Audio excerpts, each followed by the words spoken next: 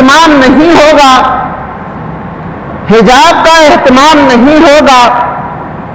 تو حجاب کی ضد فحاشی آتی ہے، عریانی آتی ہے، اور حجاب کا تعلق عقل سے ہے اور فحاشی کا تعلق کم عقلی سے ہے۔ ایک مثال سے بات سمجھاتا ہوں کہ ہم انسانوں کے لیے اللہ رب العالمین نے عقل رکھی ہے، عقل مند ہے، سوچنے سمجھنے کی صلاحیت ہے، تو ہم میں سے کوئی مرد بھی کسی غیر عورت سے بات تک نہیں کرتا، راستے میں جاتے ہوئے حال حوال نہیں پوچھتا، کوئی اور گپ شپ تو بہت دور کی بات، الحمدللہ مسلمانوں کے معاشرے کے اندر رہتے ہیں، بدنگاہی کرنا یا کسی سے غلط بات کرنے کا تصور نہیں ہے، یہ ایک عقل کا تقاضا ہے۔ اور اگر کہیں پر کوئی شیطان کے ولغلانے میں آ کر کوئی انسان غلطی کر بیٹھتا ہے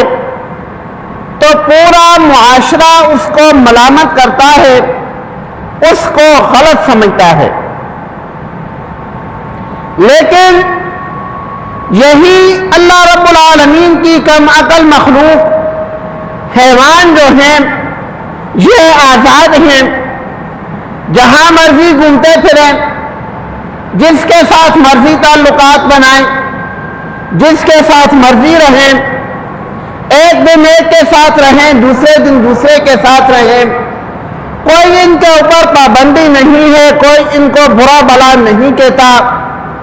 وجہ کیا ہے؟ وجہ یہ ہے کہ ان کو الہ العالمین نے عقل نہیں دی، جب عقل نہیں دی تو ان کے ذمے حیا بھی نہیں ہے، لیکن انسان کو عقل سے نوازا ہے تو عقل کا لازمی تقاضا حیا بھی ہے، اور یہ انسان کی فطرت کے اندر داخل ہے۔ اب اگر کوئی انسان پردے یا حیا کے بارے میں کوئی گفتگو کرتا ہے یا اس کو برا بلا سمجھتا ہے تو یہ بات سمجھ لیں کہ اس انسان کے اندر الہ العالمین نے جو عقل والی اور حیا والی صفت رکھی تھی وہ بگڑ چکی ہے، اس کے اندر الہ العالمین نے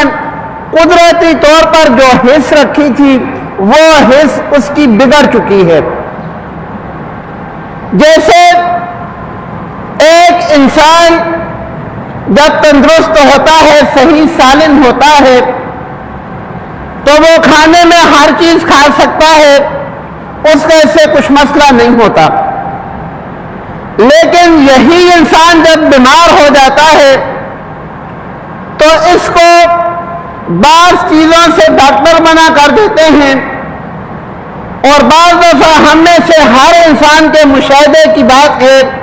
ہمارے گھروں کے اندر ایک عام پی جانے والا مشروب چائے ہے،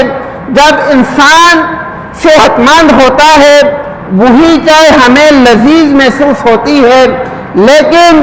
جب انسان کی صحت خراب ہو جاتی ہے اسی چائے کا ذائقہ ہمیں لذیذ محسوس نہیں ہوتا، حالانکہ وہی چائے ہے، اس کا ذائقہ نہیں بدلا۔ کیا چیز بدلی ہے؟ ہمارے اندر کی حس بدل گئی ہے، چائے وہی ہے۔